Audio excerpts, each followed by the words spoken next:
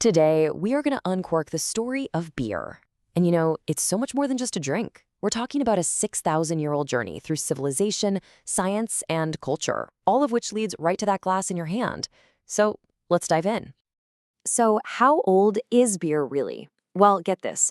The very first recipe wasn't even written down. It was sung. Yeah, back in ancient Sumeria, not a lot of people could read, so the whole brewing process was passed down through a hymn to Ninkasi, their goddess of beer. It was basically a sacred, and I'm guessing, a pretty tasty tradition. All right, so here's our game plan. First, we're going to take a little sip through time. Then, we'll break down the core ingredients, what makes it all work. After that, we'll follow the journey from grain to glass. We'll also crack the code on the two big families of beer. And finally, we'll wrap up with the secret to pouring the perfect pint. Okay, first up, a sip through time. And when we say history, we're not kidding. Beer isn't just old, it is ancient. I mean, we're talking about a tradition that goes back over 6,000 years. That's older than some of the most famous monuments and empires you can think of. So, the very first hints of something beer-like actually pop up in China with this fermented rice drink called kueh. But, like we said, it's really the Sumerians around 4000 BC who give us the first real beer recipe. Then, we fast forward a few thousand years to the medieval period, and brewing gets this huge upgrade from a pretty surprising group, monks. They basically turned it into an art form. And get this, the monks had this awesome name for beer, liquid bread. And for them, it was literally that. During these long periods of fasting, beer wasn't about relaxing. It was a critical source of nutrition. These guys were the first to bring a real scientific approach to brewing, perfecting their methods to make a brew that was hearty enough to get them through the day. And you know what? A lot of their techniques are still a big deal today. So how exactly do you make this liquid bread? Well, turns out, no matter what kind of beer you're drinking, it pretty much always relies on the same core cast of characters. Let's meet the essential players that make it all happen. Okay, it all kicks off with water, which is like over 90% of your beer. Next up is the cereal grain, usually barley, and that's where the sugar comes from. Then you've got hops, which bring that classic bitter taste and also act as a natural preservative. And then you have the real magic ingredient, yeast. This little microorganism is what actually makes the alcohol by chowing down on the sugar. And sometimes brewers will throw in some additives for a little extra flavor. But here's the thing, you can't just toss barley into water and call it a day. First, you have to make malt. And this is a super important step where the grain is kind of tricked into sprouting, and then it's dried out real quick. So why bother? Well, that process creates the enzymes needed to turn the starches in the grain into fermentable sugars, the stuff yeast can actually eat. Simple as that. No malt, no beer.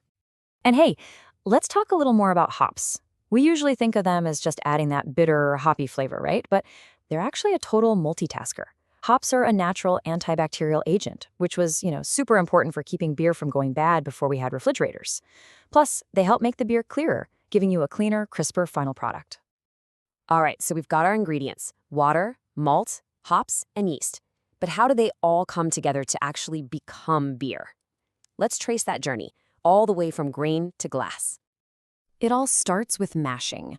That's where hot water gets the malt to release its starches as a sweet liquid we call wort. After that is lautering, which is really just a fancy way of saying we strain all the liquid out. Then, that wort gets boiled with hops, that's the brewing part. Once it cools down, the real magic happens, fermentation. This is when the yeast goes to town, turning sugar into alcohol. The beer then gets to mature and develop all its flavors during a conditioning phase, and finally, it's ready for packaging. Okay, so that whole process can create a ton of different beer styles, but pretty much all of them, and I mean almost all of them, fall into one of two big families.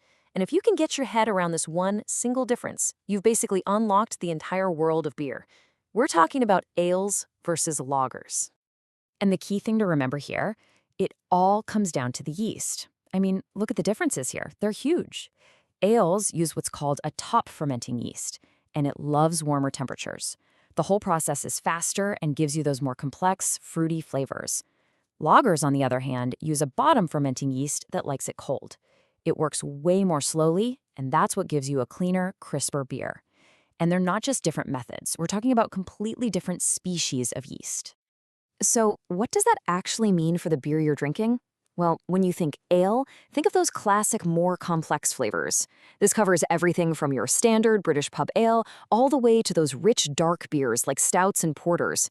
I mean, if you've ever had a Guinness, yep, you've had one of the most famous ales on the planet. Then you flip over to the lager side, and you've got the most popular beers in the world, period. These are your crisp, clean, super refreshing beers like a Budweiser or a Carlsberg. And that classic Heineken you see everywhere, that's a Pilsner, which is just a famous style of lager.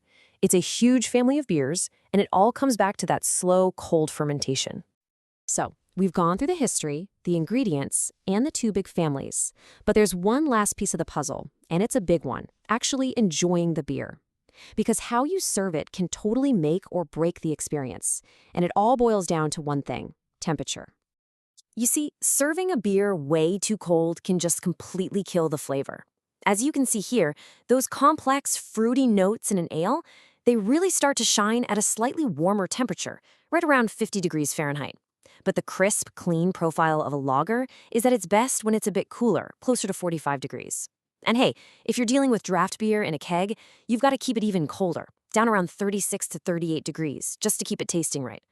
Believe me, a few degrees makes a world of difference. So from an ancient prayer sung by the Sumerians all the way to the tiny, microscopic differences in yeast, it's pretty clear that every single beer has a seriously deep and fascinating story. The next time you raise a glass, you'll know there's 6,000 years of history behind it, which leaves just one question: what's in your glass?